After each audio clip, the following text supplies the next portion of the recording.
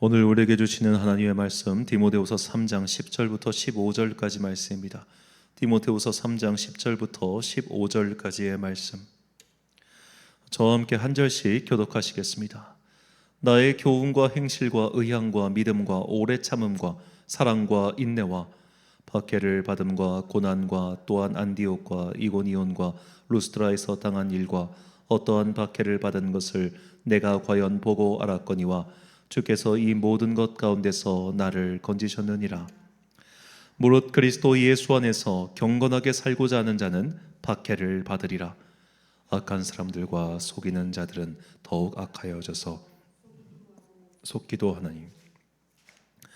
그러나 너는 배우고 확신한 일에 거하라. 너는 내가 누구에게서 배운 것을 알며 또 어려서부터 성경을 알았나니 성경은 능히 너로 하여금 그리스도 예수 안에 있는 믿음으로 말미암아 구원에 이르는 지혜가 있게 하느니라. 아멘. 신앙의 자유를 위한 기도란 제목으로 하나님의 말씀 선포하겠습니다. 오늘은 4월 12일이죠. 내일은 당연히 4월 13일입니다. 지금으로부터 430년 전인 이 4월 13일에 프랑스에서 한 칙령이 반포되었는데 그것을 낭트 칙령이라고 합니다. 1598년 4월 13일에 반포된 앙리 4세의 칙령이죠. 이것은 프랑스에서 신앙의 자유를 선포한 것으로서 개신교인이 될 수 있는 자유를 선언한 것입니다. 이 낭트 칙령이 왜 중요한가에 대해서는 이거 유럽사를 다 이야기할 수 없고 저도 다 알지 못하고 간단히 말씀드리면 이제 이 깔뱅은 프랑스 사람이에요. 이 깔뱅이 이제 깔뱅 이전에도 프랑스 안에 종교 개혁의 영향을 받은 사람들이 있었습니다.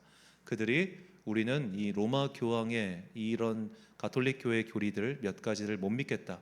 우리는 오직 성경만이 진리라고 하는 그 루터의 그런 운동과 우리도 동행하겠다라고 하는 사람들이 속속들이 등장합니다. 그러자 지금도 프랑스는 세계 최대의 가톨릭 국가 중 하나죠. 그래서 프랑스가 이 가톨릭 신앙을 지키기 위해서 이런 사람들을 아주 집중적으로 박해하기 시작합니다. 그 박해를 피해서 이제 깔뱅이 제네바로 간 거예요. 자, 그렇게 했는데 이 깔뱅은 계속해서 이제 불어를 쓰는 사람이니까 이 불어로, 그러니까 프랑스어로 기독교 강요 책도 출판하고 또 불어권에 강한 영향을 미쳤단 말이에요. 그래서 이 불어권 내에서, 그러니까 프랑스어권 내에서 깔뱅파 그 신앙을 이어가는 사람들, 그 사람들을 위그노라고 부릅니다. 이 위그노라는 말이 어디서 어원이 왔는지는 불명확하다고 해요. 그래서 학자들은 추측하기로 이 프랑스 남부지방 방언과 이 스위스가 지금도 프랑스어권과 독일어권이 섞여 있잖아요. 그래서 스위스에서 쓰는 독일어가 섞여가지고 만든 그냥 이상한 합성어가 아닐까 그렇게 추측을 합니다. 지금도 우리나라 말들 중에도 일본어가 섞여 있고 영어가 섞여 있는 그런 단어들이 가끔 있잖아요. 그런 식으로 기원을 정확하게 알 수 없는 혼종 단어가 위그노였습니다. 이 위그노는 이 깔뱅파 개신교인들을 멸칭하는, 얕잡아 보는 그런 말이었어요.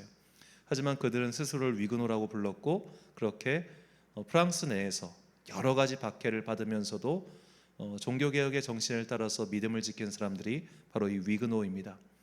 그런데 이 위그노에 대한 박해가 너무너무 심했어요. 그래서 결국 프랑스 안에서 내전이 일어나고 마는데 이걸 위그노 전쟁이라고 부릅니다. 1562년부터 1598년까지 약 37년간이나 이어졌던 전쟁이에요.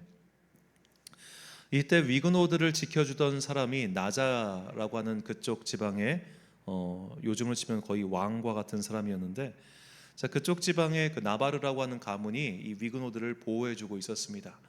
그래서 이 위그노들을 이렇게 보호해서 이 프랑스 왕과 이렇게 전쟁을 이어가고 때로는 협상도 하고 이런 일들이 계속 벌어졌는데, 이렇게 30년 이상 전쟁을 하다 보니까 너무 피폐해지잖아요. 그래서 이대로는 안 되겠다 싶어가지고 이 프랑스 왕 측에서 이 나바르 가문에 제안을 합니다. 너희 아들 있지? 나 딸 있어.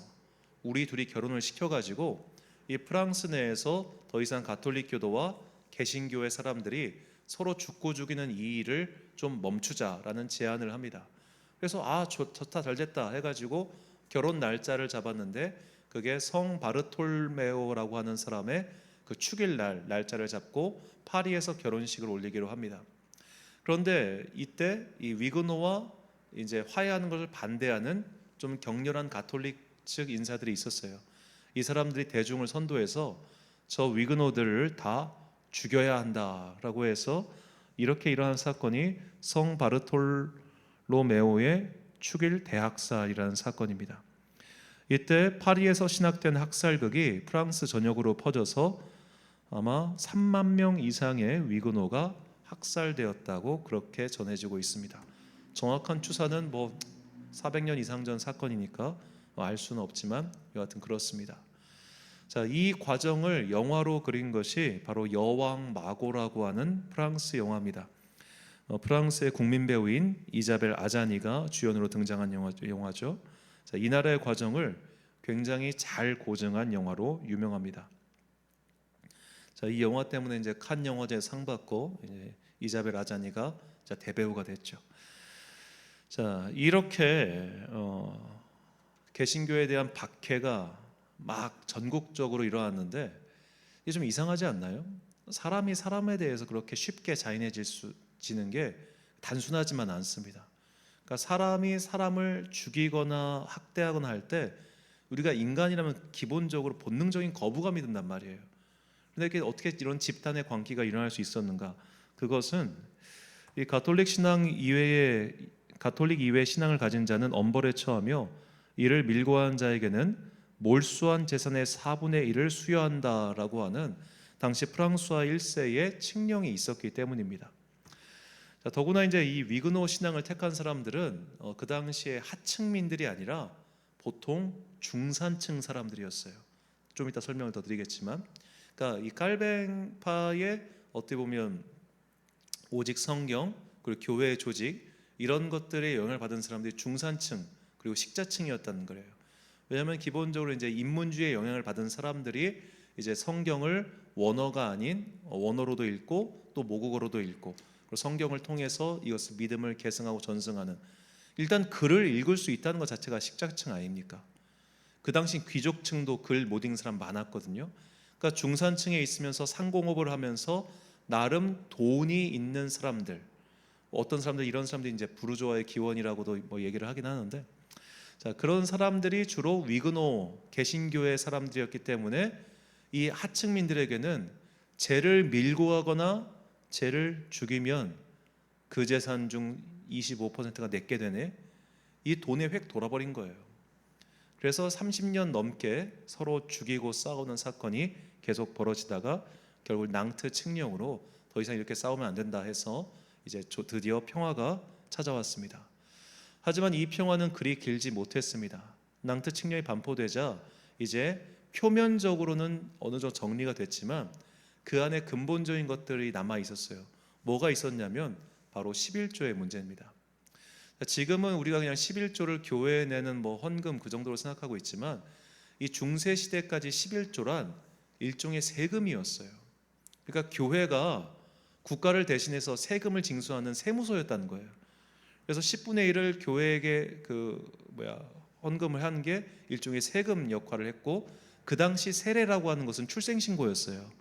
그러니까 교회와 국가기관이 굉장히 밀접하게 연결되어 있었던 게 중세 기독교의 본질입니다. 그렇게 11조를 항상 띄어갔는데 문제는 위그노들은 11조를 2번 해야 됐어요.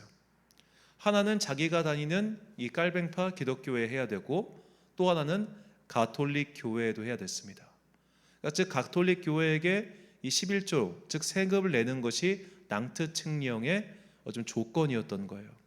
그러니까 이 위그노들은 자기 수익의 10분의 1이 아니라 10분의 1, 즉 8분의 1을 떼어주는 그런 것까지 감수하면서 이 신앙의 자유를 위해서 투쟁했다는 겁니다.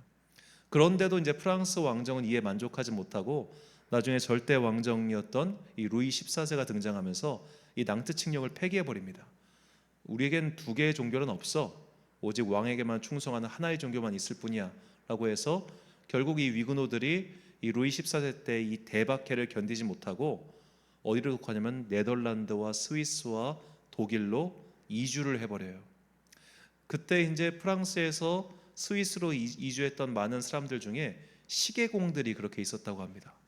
그래서 이제 스위스가 이제 시계 산업이 발전하는데 결정적인 영향을 끼친 것이 이런 위그노들이라고 해요. 근데 이때 당시에 위그노가 몇 명이 이주했느냐? 무려 100만 명이라고 합니다. 자, 이 사건을 연대기로 보면 다음과 같습니다. 자, 위그노의 역사를 보면요, 1546년에 스위스 제네바에서 칼뱅이 목사 160명을 파송한 것으로 그 교회 역사가 시작되었고, 1572년에 3만 명 이상이 대학살을 당했고, 그리고 26년 후에 낭트 칙령으로 신앙의 자유를 획득했습니다만 이중 과세를 해야 됐습니다.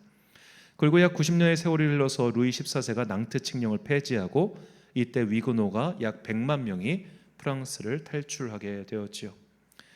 자, 이 역사를 한번 쭉 이 140년의 이들의 역사를 보면 한 가지 놀라운 사실을 발견할 수 있죠. 100만 명이라는 숫자입니다. 찌르고 죽이고 빼앗고 괴롭히고 그렇게 지독하게 140년을 사람들을 달달 볶았는데 무려 100만 명이라는 숫자가 남아 있었습니다. 대단하지 않습니까? 만약 지금 현재 우리나라 개신교회가 한 800만 명 된다고 하는데 이런 식으로 괴롭히면 800만 명이 아니라 8만 명 남을 것 같습니다. 8만 명 남을 것 같은데요. 이렇게 긴 세월 동안 탄압했는데도 100만 명이 남았습니다. 어떻게 이렇게 대단한 일들이 일어날 수 있었을까요? 이 질문에 대한 답이 오늘 본문에 등장합니다. 오늘 본문에서 사도 바울은 그의 영적 후계자인 디모데에게 이렇게 말합니다. 본문 12절 말씀. 무릇 그리스도 예수 안에서 경건하게 살고자 하는 자는 박해를 받으리라. 자, 경건하게 살고자 하는 사람들, 즉 예수 그리스도를 따라 살기로 결단한 사람들에게는 박해라고 하는 것, 환난이라고 하는 것이 그냥 기본값으로 온다는 거예요. 기본값으로 온다. 선택의 여지가 있거나 피할 수 있거나 혹은 누구는 받고 누구는 안 받는 게 아니라 그냥 받는다는 겁니다. 박해는 기본값이야. 너 예수 믿으면 박해받아. 예수 믿으면 환난이 있어. 예수를 따라가면 고통이 가득해. 이걸 그냥 기본값으로 설정해 놨다는 거예요. 그리고 그 다음에 오는 이 박해라고 하는 항목과 그 다음에 오는 이 항목이 오늘 말씀의 정답이 돼요. 본문 14절과 15절 말씀. 그러나 너는 배우고 확신한 일에 거하라. 너는 내가 누구에게서 배운 것을 알며 또 어려서부터 성경을 알았나니 성경은 능히 너로 하여금 그리스도 예수 안에 있는 믿음으로 말미암아 구원에 이르는 지혜가 있게 하느니라. 아멘. 자, 바울은 지금 박해라고 하는 것과 말씀을 연결시켜요. 박해와 말씀을 연결시켰어요. 이게 무슨 뜻일까요?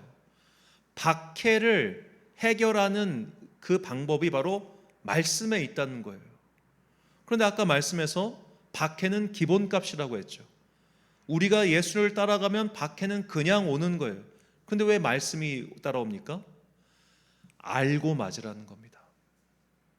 봐봐, 야 하나님, 내가 하나님을 믿는데 왜 박해받나요? 봐봐, 적혀 있잖아. 받을 거라고. 이건 마치 이 권투에 비유하면 이렇습니다. 이 권투 선수들이 자기 맷집을 키우기 위해서 막 일부러 맞는 훈련을 해요. 정말 처절할 정도로 맞는 훈련을 합니다. 그런데 막상 경기에 들어가면 펀치 한 방에 픽 하고 쓰러지는 일들이 왕왕 일어납니다. 이게 왜 그럴까요? 우리가 이제 저 사람이 날 때리겠구나 하면은 몸에 방어력이 생겨요. 그리고 긴장을 하면서 준비를 하게 됩니다. 그래서 맞을 걸 알고 맞으면 덜 아픈 거예요. 맞을 걸 알고 맞으면 안 쓰러져요. 그런데 경기 중에서 막 신나게 상대를 압박하다가 갑자기 상대가 불의의 일격을 하면은 그거 틱 맞고 휙 쓰러져 버리는 겁니다. 맞을 일이 없다고 생각하다 맞으면 되게 아파요. 그런데 맞을 걸 알고 맞으면 덜 아파요. 이게 바로 이 박해와 말씀을 연결한 이유입니다. 박해가 왔을 때, 환난이 왔을 때 왜 이런 일이 생겼지? 말씀에 기록되어 있잖아. 봐봐, 성경에 믿는 자들은 박해를 받을 것이라고 분명히 기록되어 있잖아. 너 이 말씀을 보면서 이 환난을 견디라는 거예요. 지금 내가 당하는 시련, 내가 당하는 환난, 이 박해를 이상하게 여기지 말고 믿는 자들은 그냥 이 박해가 드디어 내 차례가 왔구나 라고 생각하고 그냥 맞으면서 견디라는 거예요.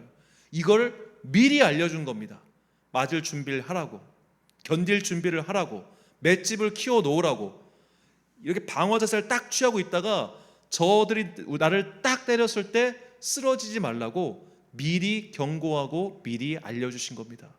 이것은 사도 바울뿐만 아니라 이미 예수님께서 그분의 첫 번째 대중 설교였던 이 산상수훈에서도 말씀하세요. 마태복음 5장 11절과 12절 말씀, 나로 말미암아 너희를 욕하고 박해하고 거짓으로 너희를 거슬러 모든 악한 말을 할 때에는 너희에게 복이 있나니 기뻐하고 즐거워하라. 하늘에서 너희의 상이 큼이라. 너희 전에 있던 선지자들도 이같이 박해하였느니라. 아멘. 자, 하나님의 사람들에 대한 세상의 박해는 처음부터 지금까지 계속 있었다는 겁니다. 성경을 봐. 박해가 있었잖아. 처음부터 박해가 있었잖아. 언제? 가인과 아벨 때부터. 가인이 아벨을 죽이잖아요. 이것도 박해야. 다 박해가 있었어. 노아의 그 말들을 사위들이 들었을 때 비웃잖아. 봐봐, 똑같은 일들이라고. 루스엘이죠. 노아가 그 방주를 지었을 때 사람들이 비웃었을 겁니다. 이제 소돔과 고모라가 멸망할 때 조카 롯이 나가자고 하니까 비웃습니다. 자, 믿는 자들에게는 이런 일들이 따른다는 거예요. 하나님을 따르는 자들은 세상이 우습게 봐요. 하나님을 따르는 자들은 세상이 이상하게 여겨요. 그리고 그들을 견디지 못하고 박해한다는 게 처음부터 끝까지 일관된 성경의 말씀이라는 겁니다. 우리가 이거를 알고 있을 때 앞으로 닥쳐올 환난이 와도 우리가 크게 요동하거나 아파하거나 괴로워하거나 믿음을 잃어버리는 일이 없다는 것, 이것이 오늘 본문이 우리에게 가르쳐주는 바로 환난을 당했을 때 우리의 자세라는 것이죠. 지금 우리는 종교의 자유를 누리고 있고 또한 한국 개신교회는 유례없는 고도 성장을 이루었습니다. 지난 20세기에 이 50년 동안 이루었던 이 풍성함 때문에 우리는 믿음의 박해라는 것을 상상하지 못해요. 믿음 생활을 하기 때문에 세상에서 불리함을 겪는다는 걸 경험해 본 적이 없어요. 분명히 말씀에 이렇게 쓰여 있음에도 불구하고 우리는 의도적으로 그런 말씀들을 무시하고 살아왔어요. 왜? 너무 풍성하게 살았으니까. 너무 잘 살았으니까. 이거 마치 비유하자면 우리가 사업에 크게 성공하거나 잘 나갈 때 야, 너 조심해. 너 그러다가 훅 갈 수 있어. 너 그러다 망할 수 있어. 그런 말이 귀에 들어옵니까? 아무것도 들어오지 않아요. 성공 가도를 달리는 사람에게 야, 조심해라 조심해라 그런 말들은 그냥 마이 농풍이에요. 왜? 내가 너보다 잘 알아 임마. 너 이렇게 성공해봤어? 니까짓 게 뭐라고 나한테 조언을 해. 이런 식으로 풍요함을 누리는 사람들은 그런 경고의 말들이 귀에 하나도 들어오지 않은 것처럼 그동안 한국교회는 이미 성경에 기록되어 있는 이 박해에 대한 말씀, 환난에 대한 말씀을 무시하고 지나온 거예요. 그러니까 우리가 항상 전도할 때 그렇게 이야기하죠. 예수님을 믿으면 인생의 문제가 해결되고 당신에게 진정한 평화와 행복이 찾아옵니다. 이렇게 전도하지, 예수 믿으면 반드시 박해가 옵니다. 예수 믿으면 반드시 환난이 따라옵니다. 이 말 아무도 안 하잖아요. 왜요? 잊었으니까. 아니, 무시했으니까. 좋은 시절이 너무 길어서 이걸 그냥 닫고 산 거예요. 하지만 이렇게 좋은 시절은 다 갔어요.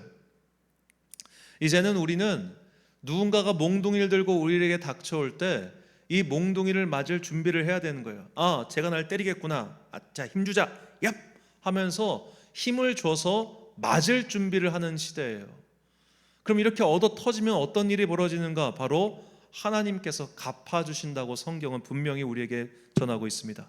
데살로니가 후서 1장 5절부터 9절까지 말씀입니다. 이는 하나님의 공의로운 심판의 표요 너희로 하여금 하나님의 나라에 합당한 자로 여김을 받게 하려 함이니 그 나라를 위하여 너희가 또한 고난을 받느니라. 너희로 환난을 받게 하는 자들에게는 환난으로 갚으시고 환난을 받는 너희에게는 우리와 함께 안식으로 갚으시는 것이 하나님의 공이시니 주 예수께서 자기의 능력의 천사들과 함께 하늘로부터 불꽃 가운데 나타나실 때에 하나님을 모르는 자들과 우리 주 예수의 복음에 복종하지 않는 자들에게 형벌을 내리시리니 이런 자들은 주의 얼굴과 그의 힘의 영광을 떠나 영원한 멸망의 형벌을 받으리로다. 아멘. 환난이 왔을 때 즉 우리가 그리스도 예수의 길을 따라감으로 말미암아 세상에서 얻어맞는 것은 기본값이라는 겁니다. 이것은 이상한 게 아니라 당연하다는 겁니다. 우리는 말씀에 기록되어 있는 이미 예고하신 이 환난을 맞을 준비를 해야 된다는 거예요. 그들이 때렸을 때 이제는 그 때리는 것에 대해서 견딜 준비를 해야 된다는 거예요. 그래야만 우리가 마침내 예수 그리스도께서 이 땅에 오실 때, 그리고 우리가 주님을 뵈러 하늘로 올라갈 때, 그때 주님께서 예비하신 상을 받게 된다는 겁니다. 그 최후의 승리, 마지막 결산을 바라보면서 이 땅에서의 환난과 박해를 견디는 것, 이것이 바로 오늘 우리의 의무가 된 것이죠. 이번 22대 국회의원 선거에서 야당이 약 190석 가까이 획득했죠. 이 선거 결과를 보면서 저는 이제 기독교 측에서 그토록 반대하는 이 차별금지법이 결국은 제정될 것 같다는 생각이 들었습니다. 물론 이번 22대 국회에서는 좀 어렵겠지만 다음부터는 어찌 될지 모르겠어요. 이것은 단순히 야당이 더 많은 의석을 차지했기 때문에 그런 것은 아닙니다. 바로 우리나라의 세대 분포가 달라졌기 때문이에요. 어떤 분들은 왜 이렇게 야당이 맨날 그쪽 소위 말해 진보 세력이 맨날 이기냐 그렇게 말씀을 하시는데, 이건 결국 우리나라 인구 구성이 달라졌기 때문입니다. 지금 현재 우리나라에서 가장 그 인구가 많은 구간이 어디냐면 4050 세대예요. 그 베이비붐 세대. 이 4050 세대가 우리나라에서 가장 많은 인구를 차지하고, 이 가장 많은 인구를 차지하는 4050 세대가 소위 이제 진보적인 그쪽 집단에게 더 많은 표를 주기 때문에 그렇게 이제 이건 세대적인 문제가 있다는 거죠. 즉 정치 이념에 따라서 보수와 진보가 나뉘어서 싸우는 게 그게 문제의 본질이 아니라, 사실 우리나라에 일어나는 갈등의 본질은 세대 갈등이에요. 세대 갈등. 이걸 자꾸만 지역주의나 집단주의 이런 걸로 착각하지 않으셨으면 좋겠어요. 이 세대주의의 갈등을 명확하게 볼 수 있는 게 바로 세대별로 교회에 대한 인식이 큰 차이가 있다는 겁니다. 대표적으로 우리가 그토록 반대하고 있는 이 동성애에 대한 법안에 대해서 세대별로 어떻게 인식하고 있느냐. 자, 60세 이상은 이거는 하면 안 된다는 반대 의사가 분명합니다. 그런데 그 밑으로 내려갈수록 이건 그래도 되고 안 돼도 되고, 이게 점점 더 커지는 거예요.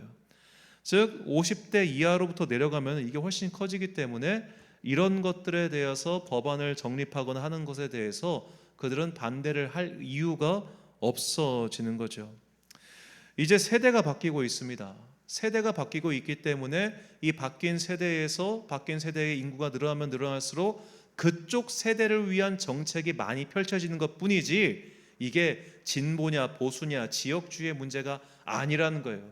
이거 계속 지역주의로 몰아붙이면은 결국엔 더 큰 문제가 생기고 말 겁니다. 의외로 사람들이 저희 이제 좀 보수 기독교 쪽에 계신 분들이 의아해하시는 게 뭐냐면, 민주당 안에서도 차별금지법 제정을 적극적으로 반대하는 분이 계세요.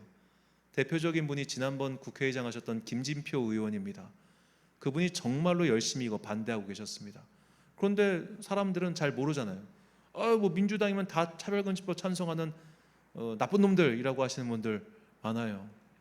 또 어떤 분들은 그냥 덮어두고 싫어하는 분도 계시더라고요. 제가 아는 한 목사님 이야기인데, 이분이 아마 우리나라에서 진짜 가장 열심히 반동성애 운동하시는 분일 겁니다. 저는 그분이 제일 열심히 하시는 분 같아요. 근데 이분의 고향이 전라남도예요. 그러니까 그분이 올린 거기 설교의 댓글에 이런 댓글이 있더라고요. 당신이 전라도 출신이라 민주당을 지지하고 동성애를 찬성하는 줄 알았다. 그런데 이제 보니까 회개한 것 같다. 그 댓글을 단 거예요. 그러니까 이쪽에 어떤 분들은 그냥 전라도 출신은 민주당을 지지하고 그러니까 그 차별금지법을 찬성한다, 이렇게 생각하시는 거예요. 무슨 말도 안 되는 이야기예요. 우리나라에서 가장 보수적인, 어떻게 보면 그 정치 집단 거기서 활동하시는 장경동 목사님 전라북도 사람입니다. 소강성 목사님 전라북도 사람입니다. 이게 전라도와 경상도의 문제가 아니라고요. 이거를 10,000번을 이야기해도 못 알아듣는 분 정말 많아요. 그러니까 답답한 거예요. 우리의 싸움의 방식이 잘못됐어요. 전라도 것들이 있으니까 쟤들이 차별금지법 찬성한다? 무슨 말도 안 되는 소리입니까? 이건 세대의 문제예요. 세대가 갈라지는 거예요.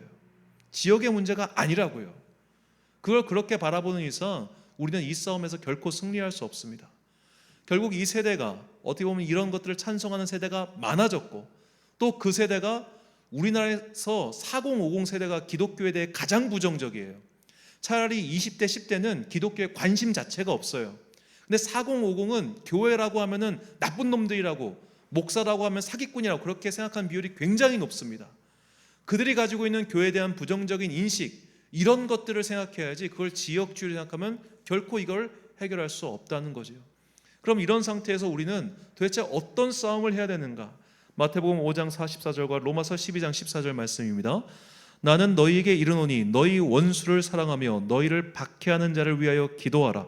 너희를 박해하는 자를 축복하라. 축복하고 저주하지 말라. 아멘. 저 당에 있는 속한 사람들, 저 당을 지지하는 사람들은 멍청이, 바보, 죄악에 빠진 사람들, 탐욕주의자, 이런 식으로 공격하면 절대 안 됩니다. 그들을 위해서 기도해야 됩니다. 하나님, 저들이 아직 하나님을 모르네요. 하나님, 저들이 하나님의 창조 질서가 무엇인지 깨닫지 못했네요. 하나님, 저들이 지금 이 길로 계속 가면 멸망하게 될 것을 모르네요. 주님, 저들을 불쌍히 여기시고 저들을 저 무지함에서, 어둠에서 건져 주옵소서라고 기도를 해야지, 저주하면 안 된다는 거예요. 아직도 이런 저주의 관념에 사로잡힌 기독교인들이 많아요. 저도 그래서 될 수 있는 한 이 정치적인 설교를 안 하려고 하는 이유 중에 뭐냐면은, 그냥 덮어두고 댓글 다신더만요. 덮어두고 댓글 달고 덮어두고 욕하는 사람들이 너무너무 많아요. 이러면 안 됩니다. 이거 정말 곤란합니다. 언제까지 우리가 이렇게 지역주의와 그리고 세대주의 갈등 속에서 갈 바를 알지 못한 채 미워하고 증오하겠어요? 이것은 우리의 싸움 방식이 아닙니다. 우리의 싸움 방식은 사랑과 용서와 인내예요. 사랑과 용서와 인내. 누군가를 악마화하고 누군가를 증오하고 누군가를 저주하는 것은 결코 그리스도인들의 입과 행동에서 나와서는 안 되는 겁니다. 왜 그를 그렇게 미워합니까? 왜 그를 그렇게 증오합니까? 그렇게 해서는 결코 우리는 이 환난의 시기를 견딜 수 없습니다. 오직 하나님께서 심판하시고 하나님께서 정산하심을 믿으며 우리는 이 환난의 시대에 우리에게 닥쳐오는 이 고통을, 우리를 자꾸만 핍박하는 모든 것들을 이상하게 여기지 말라는 거예요. 앞으로 분명히 현재 이 세대의 구조가 고착화되는 한, 아쉽지만 분명히 차별금지법은 통과가 되던가, 혹은 그게 아니더라도 이제 우리의 다음 세대들은 예를 들어 저와 같은 사람이 하는 설교를 더 이상 들으려고 하지 않을 겁니다. 저거 완전 꼰대구만, 저거 완전 또라이구만, 이런 식으로 비아냥거리게 되겠죠. 우리는 그런 비아냥과 조소와 그리고 확실한 박해까지도 견딜 준비를 해야 합니다.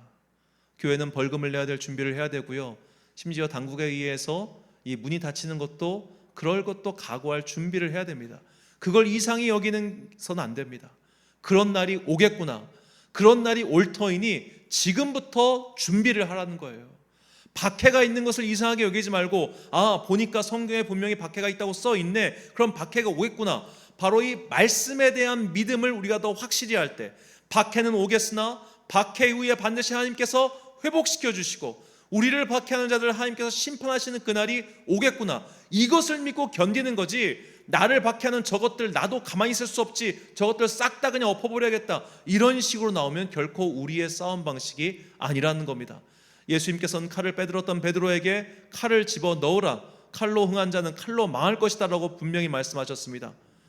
권력이라는 칼을 휘두르는 자들에게 우리도 권력을 쥐어서 저들의 칼에 맞서야 된다고 하는 것은 결코 우리의 싸움 방식이 아닙니다. 우리는 그 시기가 다가왔을 때 매를 맞아가면서도 견디는 사람들입니다. 물론 환난의 시기에 많은 사람들이 주님을 등지고 떠날 수 있겠지요. 그러나 끝까지 견디는 자는 구원과 하나님의 면류관을 받습니다. 어려운 시기가 다가올 것입니다. 분명히 다가올 겁니다. 그때가 오는 것을 이상하게 여기지 말고 그때를 준비해서 미리 믿음의 뿌리를 단단하게 박으십시오. 어떠한 환난과 풍파에도 흔들리지 않을 믿음의 나무를 세우십시오. 그것이 바로 이 시대의 믿음의 자유를 위한 우리의 기도입니다.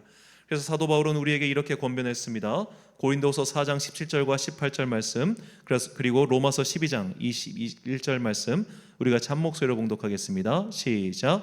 우리가 잠시 받는 환난에 경한 것이 지극히 크고 영원한 영광에 중한 것을 우리에게 이루게 함이니, 우리가 주목하는 것은 보이는 것이 아니요 보이지 않는 것이니, 보이는 것은 잠깐이요 보이지 않는 것은 영원함이라. 악에게 지지 말고 선으로 악을 이기라. 아멘.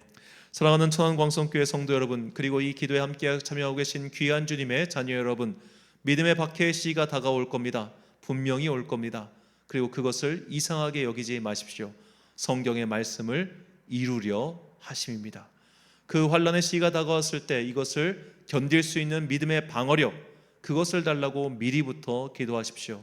우리의 믿음의 뿌리가 마침내 저 깊숙한 곳, 그 성령님께서 주신 생수의 근원에 닿아 있을 때 우리의 나무는 어떠한 환난에도 흔들리지 않는 단단한 거목이 되어 마침내 씨앗을 남길 것이고, 그리고 하나님께서 오시는 그때에 우리는 상을 받게 될 것입니다.